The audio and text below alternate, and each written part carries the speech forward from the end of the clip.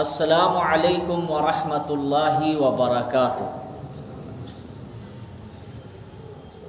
الحمد للہ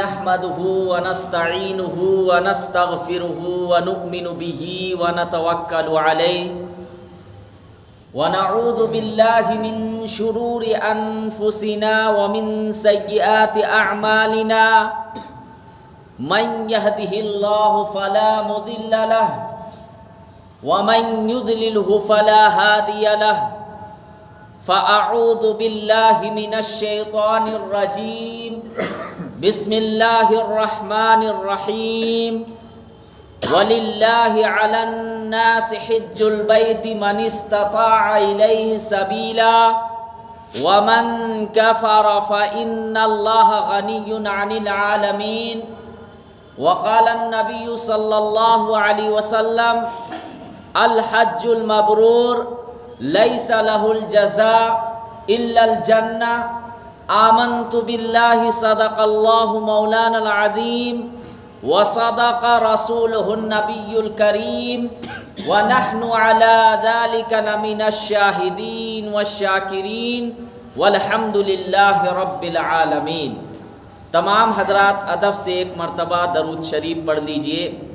اللہم صلی علی محمد وعلی آل محمد کما صلیت علی ابراہیم وعلی آل ابراہیم انک حمید مجید۔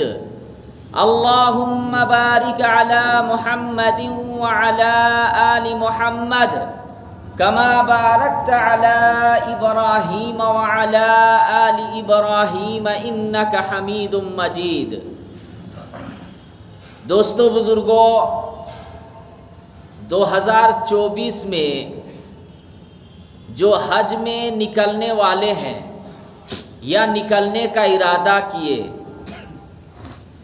تو وہ اپنا فارم جمع کر دیے ہیں، اور بہت سے لوگ ایسے ہیں جو غور و فکر میں ابھی تک ہے، ابھی تک سوچ میں پڑے ہوئے ہیں کہ میں فارم جمع کروں یا نہ کروں۔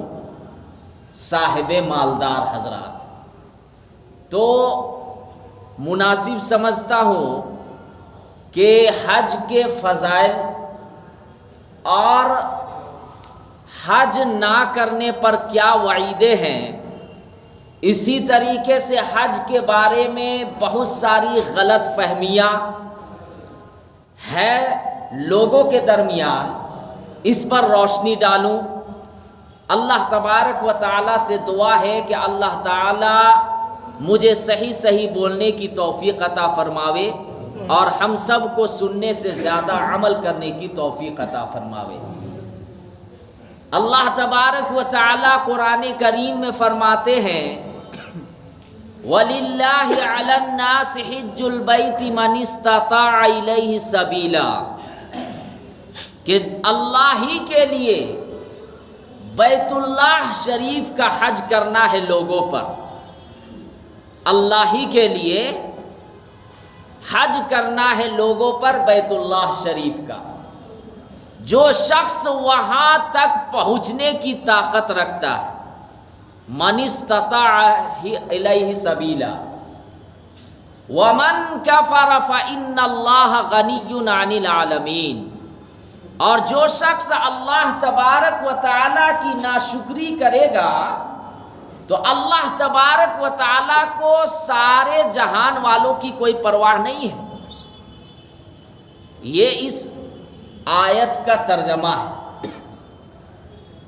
تو لاسٹ ڈیٹ جو حج میں ارادہ کیے ہوئے ہیں یا تمنا رکھتے ہیں جو مالدار حضرات ہے، 15 جنوری 2024 تک ہے فارم جمع کرنے کا۔ تو ہوتا کیا ہے کہ اللہ کے نبی صلی اللہ علیہ وسلم کی ایک حدیث ہے۔ کیا حدیث ہے؟ من اراد الحج فلیتعجل، کہ جو شخص حج کا ارادہ کیے ہوئے ہیں اسے چاہیے کہ جلدی حج کر لے، اسے چاہیے کہ جلدی حج کر لے۔ سب سے پہلی چیز تو یہ سمجھے کہ یہ دنیا میں سب سے پاکیزہ مقدس جگہ اگر کوئی ہے تو وہ بیت اللہ شریف ہے۔ اور ایسا نہیں ہے کہ صرف آپ صلی اللہ علیہ وسلم کے زمانے میں بیت اللہ شریف کا حج لوگ کیا کرتے تھے یا بیت اللہ کا طواف کیا کرتے تھے، بلکہ حضرت آدم علیہ السلام کے وقت میں بھی جب خانہ کعبہ کی بنیاد ڈالی گئی تو حضرت آدم علیہ السلام کو اللہ تبارک و تعالی نے حکم دیا کہ تم بیت اللہ کا حج کرو، طواف کرو۔ یہ سلسلہ حضرت آدم علیہ السلام سے چلا رہا ہے۔ ایک روایت ملتی ہے جس میں حضرت آدم علیہ السلام جب جنت سے ہندوستان آئے، یعنی ان کو نکال دیا گیا تھا، دنیا میں آئے تھے تو سب سے پہلے بھارت آئے، اس کے بعد ہجرت کر کے مکہ گئے، پھر وہاں پہ بیت اللہ شریف کا اللہ نے کہا کہ تم بیت اللہ شریف کا طواف کرو۔ تو جب حضرت آدم علیہ السلام بیت اللہ شریف کا طواف کیے تو فرشتوں کی رہنمائی میں یہ ہو رہی تھی، فرشتے ان کو سکھا رہے تھے کہ طواف کس طریقے سے کرنا ہے۔ تو حضرت آدم علیہ السلام نے فرشتوں کو کہا کہ یہ بیت اللہ شریف کا طواف کرتے وقت کیا پڑھا جاتا ہے اور یہ اللہ کا گھر کب سے ہے؟ تو فرشتوں نے کہا کہ سن لو، یہ 2000 سال پہلے سے ہم لوگ یہ عبادت کر رہے ہیں۔ اس سے یہ پتہ چلتا ہے کہ آدم علیہ السلام کے آنے سے پہلے فرشتے 2000 سال سے یہ عبادت کر رہے ہیں۔ حضرت آدم علیہ السلام نے فرمایا فرشتوں کو کہ اچھا آپ لوگ جب طواف کرتے تھے تو کون سی دعا کرتے تھے؟ تو فرشتوں نے کہا کہ ہم لوگ یہ دعا پڑھتے تھے، سبحان اللہ والحمد للہ ولا الہ الا اللہ واللہ اکبر۔ یہ تیسرا کلمہ ہے، اس کو پورا مکمل نہیں پڑھنا ہے۔ تو تمام حاجی جب وہاں حج کرنے کے لیے جاتے ہیں تو یہ کلمہ پڑھتے ہیں طواف کے وقت میں۔ اب یہاں پر یاد رکھیے کچھ اہم باتیں، حج پر تو آپ لوگ بیانات سنتے رہیں گے اور ماشاءاللہ بیانات علماء حضرات کرتے رہتے ہیں۔ کچھ اہم باتیں ہیں جو عوام کے درمیان علم نہ ہونے کی وجہ سے یہ چیزیں دیکھنے کو ملتی ہے۔ وہ کیا کہ بہت سے مالدار حضرات یہ سمجھتے ہیں کہ نہیں، سب سے پہلے ہم اپنے والدین کو حج کرائیں گے، اس کے بعد ہم حج کرنے کے لیے جائیں گے۔ بہت سے لوگوں کی یہ تمنا ہوتی ہے، ان سے پوچھا بھی جاتا ہے کہ بھائی آپ تو ماشاءاللہ مالدار حضرات ہیں، اللہ نے آپ کو مال سے نوازا ہے، آپ آرام سے حج کر کے آ سکتے ہیں، اس کے باوجود آپ کیوں نہیں حج کرنے کے لیے جاتے ہیں؟ تو وہ شخص کیا کہتا ہے کہ نہیں، میں تو پہلے اپنے ماں باپ کو حج کراؤں گا، اس کے بعد میں حج کرنے کے لیے جاؤں گا۔ یہ بہت بڑی غلط فہمی ہے۔ اور اس کے بعد کیا ہوتا ہے؟ اس کے بعد یہ ہوتا ہے کہ اپنے ماں باپ کو وہ بڑھاپے میں بھیجتے ہیں، ضعیفی کے حالت میں۔ اب جب بڑھاپے میں جائیں گے حج کرنے کے لیے تو وہ صحیح طریقے سے حج کے ارکان، واجبات کیا ادا کریں گے؟ زیارت صحیح طریقے سے کیا کر پائیں گے جب ان کے اندر طاقت و قوت ہی ختم ہو جاوے؟ تو اب کیا کہتے ہیں یہاں پہ غلط کیا ہے کہ نہیں، والدین کو حج کرائیں گے تب حج کرنے کے لیے جائیں گے۔ یاد رکھے کہ اگر کوئی نوجوان لڑکا ہے، اگر وہ صاحب مالدار ہے، حج کرنے کی طاقت ہے، تو یہ کہنا غلط فہمی ہے کہ نہیں پہلے ماں باپ کو حج کرانا ہے اس کے بعد میں حج کروں گا، یہ بہت بڑی غلط فہمی ہے۔ اگر نوجوان لڑکے ہیں اور مالدار ہیں تو ماں باپ کے انتظار میں نہ رہے، ماں باپ کے انتظار میں نہ رہے، آپ پر حج فرض ہو گیا ہے، حج کر کے آ جائے۔ مسئلہ یہی ہے کہ اگر مالدار ہے نوجوان لڑکا تو اپنے ماں باپ کے انتظار میں نہ رہے۔ دوسری غلط فہمی یہ ہے کہ بہت سے لوگ مالدار ہیں لیکن دنیاوی کام میں الجھے ہوئے ہیں۔ اگر ان کو بولا جاتا ہے کہ ماشاءاللہ آپ مالدار حضرات ہیں تو آپ کیوں نہیں حج کرتے ہیں، جسمانی اعتبار سے بھی آپ مضبوط ہیں، طاقت و قوت اللہ تعالیٰ نے آپ کو دیے ہیں، اس کے باوجود آپ حج کرنے کے لیے کیوں نہیں جا رہے؟ تو ان کا جواب یہ ہوتا ہے کہ نہیں پہلے میں گھر بناؤں گا۔ دوسرا جواب یہ ہوتا ہے کہ نہیں میں اپنے بیٹے کی شادی کروں گا، اپنی بیٹی کی شادی کروانے کے بعد پھر حج کرنے کے لیے جاؤں گا۔ یہ بہت بڑی غلط فہمی ہے، اور یہ خاص طور سے بھارت کے مسلمان، بنگلہ دیش اور پڑوسی ملک، یہ جو ملک ہے، یہ کنٹری، یہاں کے لوگ یہ زیادہ کہتے ہیں کیونکہ ان کو علم نہیں ہے، مسائل سیکھتے نہیں ہیں، تو کیا بولتے ہیں کہ نہیں پہلے شادی کراؤں گا اپنی اولاد کی، یا پھر دوسرا جواب نہیں پہلے میں گھر بناؤں گا، اس کے بعد یہ کہتے کہتے کیا ہوتا ہے اس کی عمر ڈھل جاتی ہے، بڈھا یا بڈھی ہو گئے، اس کے بعد حج کرنے کے لیے جاتے ہیں۔ اب جب عمر ڈھل جاتی ہے تو وہ ہر ارکان، واجبات اور سنتوں کا لحاظ نہیں کرتا ہے، گیا پتہ چلا حج بھی نہیں ہوا، واپس آ گیا، یا پھر گیا کسی طرح حج تو کر لیا لیکن جہاں جہاں تک زیارت کرنے کا ہے، غار حرا ہو یا غار ثور ہو یا احد کا پہاڑ ہو یا بدر کی جگہ ہو، تو وہاں وہ کیا ہے پہنچ نہیں پاتا، وہاں تک جا نہیں سکتا کیونکہ اس کی جسمانی طاقت ختم۔ یہ بہت بڑی غلط فہمی ہے۔ اللہ نے اگر آپ کو جوانی کا عالم، آپ کو جسمانی اعتبار سے طاقت و قوت دیے اور آپ مالدار ہیں تو یہ مت دیکھیے کہ نہیں پہلے شادی کراؤں گا یا گھر بناؤں گا یا کوئی اور کام۔ ایک حدیث میں ہے کہ اللہ کے نبی حضرت محمد صلی اللہ علیہ وسلم نے ارشاد فرمایا، کیا ارشاد فرمایا کہ اگر کوئی شخص دنیاوی کام کاج کی وجہ سے حج کو مؤخر کر دیتا ہے، اس کا کام مکمل نہیں ہوتا، اگلا آدمی حج کر کے واپس آ جاتا ہے۔ اس کا مطلب کیا؟ ایک انسان ہے، حج فرض ہو گیا، اس کے باوجود دنیا کے کام میں، گھر بنانے میں مشغول، شادی کرنے میں مشغول، یا پھر اور کہیں گناہوں کے اڈا میں مال کو صرف کر رہا ہے، وہ دنیاوی ہی لین سے الجھا ہوا رہے گا۔ اگلا آدمی جو اخلاص کی نیت سے، اللہ کی رضا کرنے کی وجہ سے، اللہ کی رضا کے لیے حج کرنے کے لیے چلا گیا، حج کر کے واپس آ جائے گا، وہ آدمی دنیا کے کام میں مشغول رہے گا، اللہ تعالیٰ اس کو دنیا ہی کام میں مشغول کر دیتے۔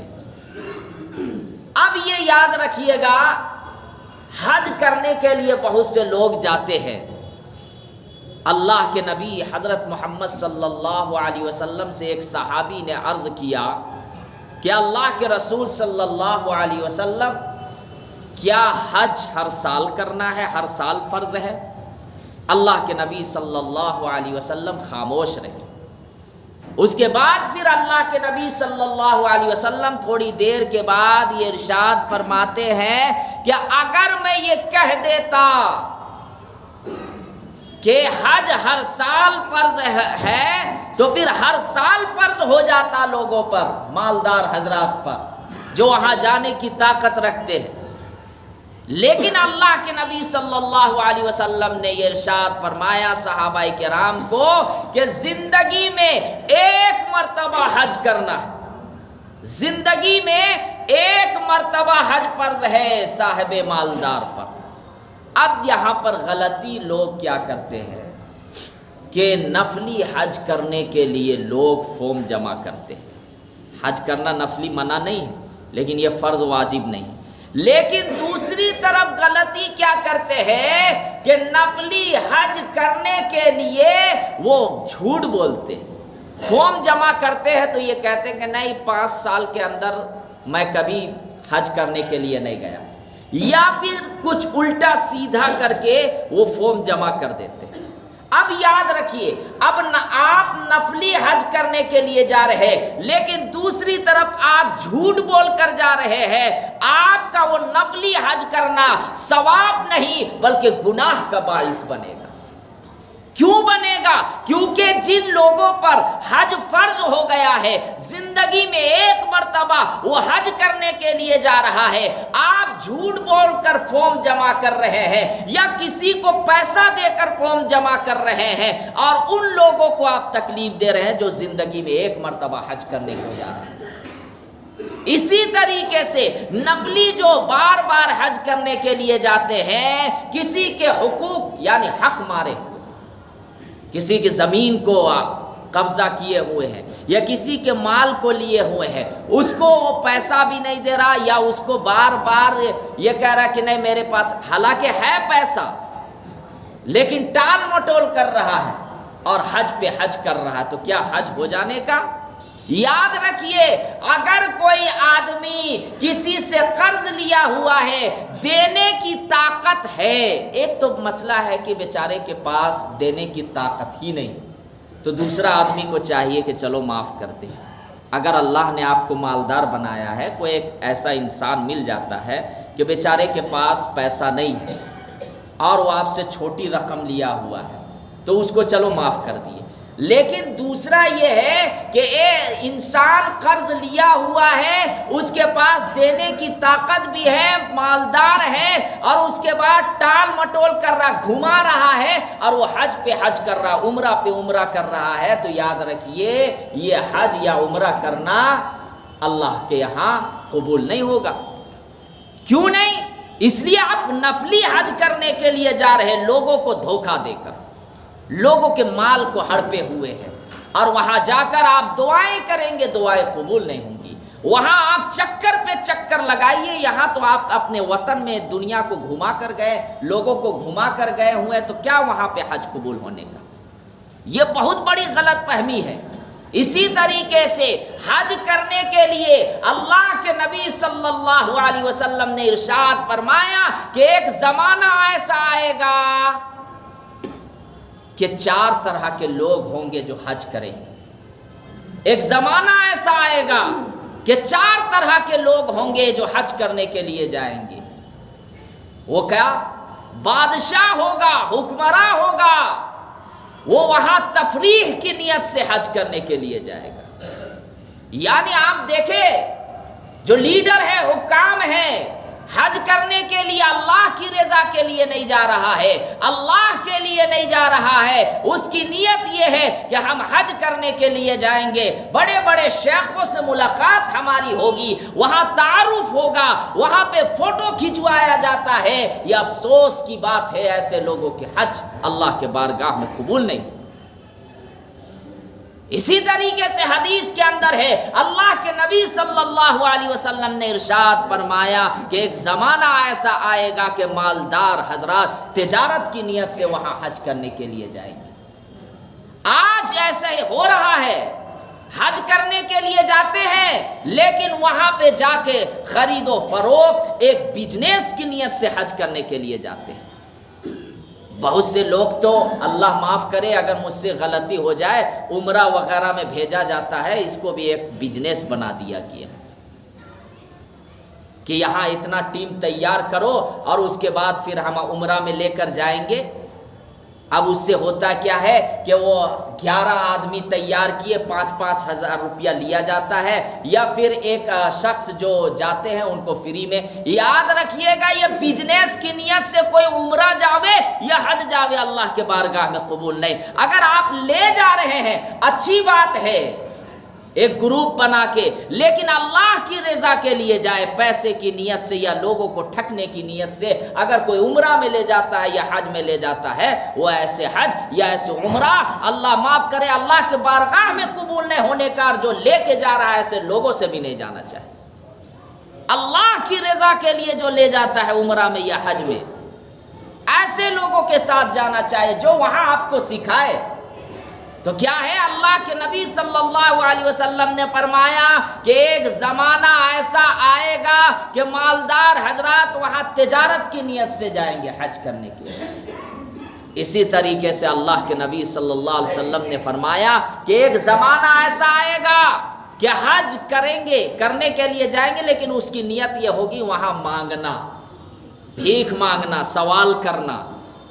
وہاں پہ بہت سے ایسے لوگ ملیں گے جو جاتے ہیں سعودی عرب میں، لیکن وہ سوال کرتے ہیں، بھیک مانگتے ہیں، اس کی نیت حج کرنے کا نہیں ہے بلکہ مال کو جمع کرنا ہے غلط طریقے سے، اس کے بعد پھر طواف کرتے ہیں، اس کے بعد مکہ و مدینہ کی زیارت کرتے ہیں، حج کرتے ہیں۔ یہ زمانہ ہے۔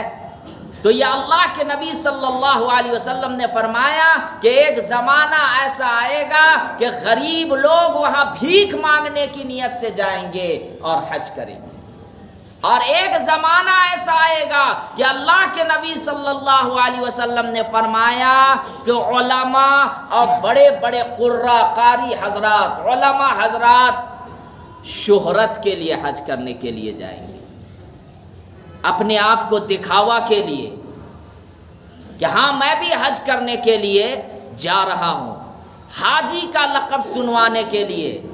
اللہ حفاظت فرماوے، صحابہ کرام اور اللہ کے نبی صلی اللہ علیہ وسلم کا ایسا حج نہیں ہوتا تھا۔ اتنی فیسلٹیاں اللہ کے نبی صلی اللہ علیہ وسلم کے زمانے میں نہیں تھی، پیدل سفر ہوتے تھے، ایک ایک مہینہ، ڈیڑھ مہینہ کا سفر۔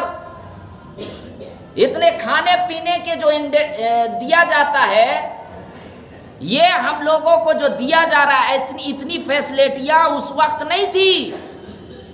لیکن افسوس، آج جتنی فیسلٹیاں حاجیوں کو دی جا رہی ہے اتنی کمیاں پائی جا رہی ہے۔ کیا کرتے ہیں، ایک غلطی یہ بھی ہوتی ہے کہ حج میں جانے سے پہلے کہا گیا کہ آپ حج کے جتنے ارکان ہیں، افعال ہے، واجبات وغیرہ ہے، سنت ہے، ان سب کو سیکھ کر جائے۔ لیکن غلطی کیا کرتے ہیں کہ جیسے ہی حج کا نیت کیے، فارم جمع کر دیے، اور اس کے بعد دعوت کھانے میں لوگ مشغول ہو جاتے ہیں، یہاں دعوت، وہاں دعوت، رشتہ دار کے یہاں، دوست کے یہاں۔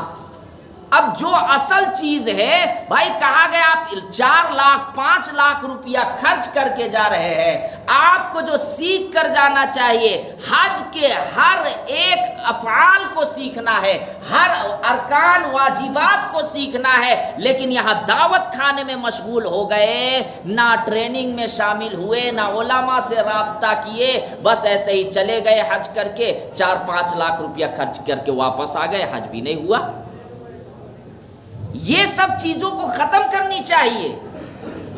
حج کرنے کے لیے جا رہے ہیں، حج کے بعد کہا گیا کہ حاجی کی دعا قبول ہوتی ہے، لیکن کب؟ جب وہ اعمال اور زیادہ کرے۔ لیکن یہاں پہ جب حج کر کے آتے ہیں، اللہ حفاظت فرماوے، تو پھر اعمال سے اور زیادہ دور ہو جاتے ہیں، نمازوں سے، روزوں سے، ذکر اللہ سے۔ تو ان چیزوں کو ختم کرنی چاہیے۔ اسی طریقے سے حج کرنے کے لیے جا رہے ہیں، ایئرپورٹ میں کثیر تعداد میں لے کر جاتے ہیں، گھر والوں کو لے کر جا رہے ہیں، عورتوں مردوں کا ایک ساتھ ملنا، وہاں پہ پھول چڑھانا، وہاں پہ اور نہ جانے فوٹوگرافی۔ بھائی، آپ ایک اہم عبادت کے لیے جا رہے ہیں یا آپ کیا کر رہے ہیں؟ کوئی شادی بیاہ کا موقع ہے، کوئی تقریب وغیرہ، کوئی پارٹیاں چل رہی ہے؟ یہ سب چیز نہیں ہونی چاہیے۔ اللہ کی رضا کے لیے حج کرے، دکھاوا نیت نہیں ہونی چاہیے۔ صحابہ کرام جب حج کرنے کے لیے جاتے تھے، کسی کو پتہ بھی نہیں چلتا تھا کہ یہ حج کرنے کے لیے جا رہے ہیں۔ ہاں یہ الگ بات ہے کہ صحابہ کرام خود اگر جاتے تھے کہ بھائی یہ میرا ساتھی جا رہے ہیں کسی نہ کسی ذریعے، کبھی وہ لوگ اپنے آپ کو یہ نہیں بتاتے تھے کہ میں حج کرنے کے لیے جا رہا ہوں۔ اسی طریقے سے اگر حج کرنے والے کے بارے میں پتہ چل جائے تو ان کو دعا کے لیے کہنا چاہیے، کیونکہ 5 لوگوں کی دعائیں رد نہیں ہوتی، 5 لوگوں کی دعائیں رد نہیں ہوتی، ان کی دعا اللہ کے بارگاہ میں قبول ہوتی۔ نمبر 1 حدیث کے اندر ہے، نمبر 1 مجاہد کی دعا۔ مجاہد جو اللہ کے راستے میں گیا ہوا ہے، اپنی جان اپنا مال سب قربان کر دیتا ہے، جب تک وہ واپس نہیں آتا اگر وہ دعائیں مانگتا ہے اللہ تعالیٰ ان کی دعا کو قبول فرماتے ہیں۔ نمبر 2 حاجی کی دعا، حدیث کے اندر صحیح حدیث میں ہے کہ وہ حج کرنے کے لیے چلا گیا، جب تک واپس نہیں آئے گا ان کی دعا رد نہیں ہوتی، ان کی دعا اللہ کے بارگاہ میں قبول ہوتی۔ نمبر 3 مریض کی دعا، یعنی جو بیماری کے حالت میں ہے ان کی دعا، جب بیماری کے حالت میں اللہ سے دعا مانگتا ہے اللہ تعالیٰ ان کی دعا قبول کرتے ہیں یہاں تک کہ وہ شفا یاب ہو جائے۔ نمبر 4 مظلوم کی دعا، جن پر ظلم کیا جاتا ہے۔ آج دیکھیں کتنے لوگ ظلم کر رہے ہیں، مزدوروں کے ساتھ ظلم ہو رہا ہے، کمزوروں کے ساتھ ظلم ہو رہا ہے، جو طاقتور نہیں ہے ان کے ساتھ ظلم ہو رہا ہے۔ میرے بھائیوں، یہ کوئی آپ کو میں یہ نہیں کہہ رہا ہوں الیکشن کا وقت آ رہا ہے، سیاسی بات نہیں ہو رہی، سوچ سمجھ کر ووٹ دیں۔ ہر چیز کے لیے آپ سوال کرتے ہیں، آٹا خریدنے گیا آدمی اس میں سوال کرتا ہے کہ صحیح آٹا ہے یا نہیں، چاول خریدنے کے لیے جاتا ہے، ایک ایک سامان کے لیے سوال کرتا ہے۔ یہ لوگ جو ووٹ مانگنے کے لیے آتے ہیں یہ آپ کے لیے کیا کیے؟ دیکھیں کہ کون ہمارے لیے اچھا، کون ہمارے لیے کام کر سکتا ہے۔ بے وقوف بنانے والے کو مت دو، یہ 5 سال یہ بہت قیمتی وقت ہوتا ہے، سوچ سمجھ کے دینا چاہیے۔ اور اسی طریقے سے کہا گیا حدیث کے اندر ہے کہ ایک مسلمان جو اپنے مسلمان بھائی کے لیے دعا کرتا ہے غائبانہ میں، ان کی دعا بہت جلدی قبول ہوتی ہے۔ بہت سے ہمارے لوگ گزر گئے، بہت رشتہ دار گزر گئے، ان کے لیے آپ دعا کریں، اللہ تعالیٰ آپ کی دعا قبول کریں گے۔ کوئی بیمار ہو گیا، تنہائی میں آپ دعا کریں اللہ سے، اللہ تعالیٰ ان کو شفا یابی نصیب فرمائیں گے۔ مجمع میں کون اللہ کا قرب، اسی لیے تو مجمع میں دعا کی جاتی ہے، ورنہ تو حدیث صحیح حدیث میں یہ ہے کہ آپ صلی اللہ علیہ وسلم انفرادی اکیلے میں زیادہ دعا مانگتے تھے، لیکن مجمع میں کیونکہ کون اللہ کا زیادہ قریب ہے کہنا مشکل ہے، اس لیے دعا کرائی جاتی ہے، دعا اسی لیے کرائی جاتی ہے۔ ابھی دیکھیے بریاتو کے 4 لوگ، 3 لوگ مسلم تھے، انتقال ہو گیا، اللہ کے پیارے ہو گئے، ایک حادثہ ہوا، ایکسیڈنٹ ہو گئے، ان کو معلوم بھی نہیں تھا کہ ہماری اس طریقے سے موت آ جائے گی۔ کل نفس ذائقۃ الموت، ہر انسان کو موت کا مزہ چکھنا ہے۔ واقعتاً ان کے گھر والے کو تکلیف ہو رہی ہو، لیکن موت تو ہمیں بھی جانا ہے۔ ہمارا کام یہ ہے کہ جو گزر گئے ان کو دعاؤں میں یاد رکھیں، ان کے لیے صدقہ جاریہ کے نیت سے مسجد، مدرسہ وغیرہ، یتیم خانہ وغیرہ ان چیزوں میں خرچ کریں، یہی تو اصل چیز ہے۔ ورنہ سب دعاؤں میں یاد نہیں رکھتے، رونے دھونے سے جو ہے نا ثواب نہیں پہنچتا۔ بہت سے لوگ یہ سمجھتے ہیں کہ میں رو رہا ہوں، میں اپنے سر کو پٹک رہا ہوں، میں چیخ رہا ہوں تو کیا یہ ثواب پہنچے گا؟ نہیں، آپ ان کے لیے دعا کیجئے، ان کے نام سے صدقہ جاریہ سے صدقہ کیجئے۔ اللہ تعالیٰ سے دعا ہے کہ اللہ تعالیٰ ہم سب کو کہنے سننے سے زیادہ عمل کرنے کی توفیق عطا فرمائے۔ وآخر الدعوانا الحمدللہ رب العالمین۔ جو حضرات سنت نہیں پڑھے وہ سنت